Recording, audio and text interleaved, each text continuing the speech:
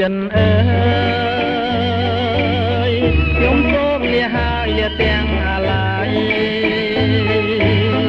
តាំងពីខ្ញុំបានឃ្លាតទៅឆ្ងាយខ្វល់ខ្វាយនឹកស្ដាយពុំមានពេលណាអូបានដំបងកងកម្មវាសនាដែលខ្ញុំប្រាថ្នាគ្មានពេលទំនេរបើសិនជាគូខ្ញុំពីបុព្វេសូមឲ្យមានស្នេហ៍ដែលឃើញព្រាដាកូនน้องอยู่ឆ្នាំចាំទេស្ងួនមានតែរូបអូនដែលជាដង្ហើមចំពោះនួនអងចិនមកសងញ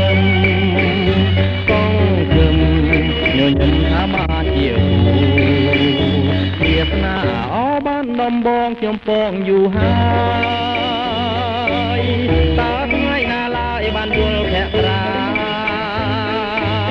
ខ្ញុំជ្រួលច្របល់រាល់ថ្ងៃខ្លោចស្លាចង់បានចំបាបាត់ដំបងអើ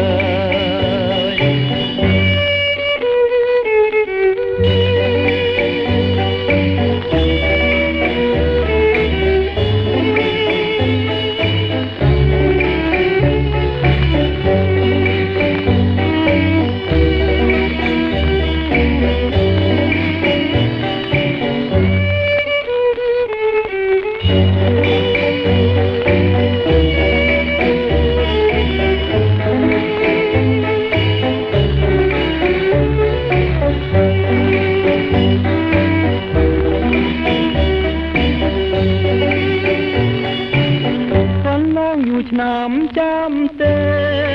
ស្ងួនមានតែរូបអូនដែលជាដង្ហើមចំពោះនួនអងចិនមកសងគឹមញញឹមថាបានជាគូវាសនាអបានដំបងខ្ញុំពងយូរហើយតើថ្ងៃណាឡើយបានយល់ភក្រាខ្ញុំជ្រួលច្របល់រាល់ថ្ងៃខ្លោចស្លា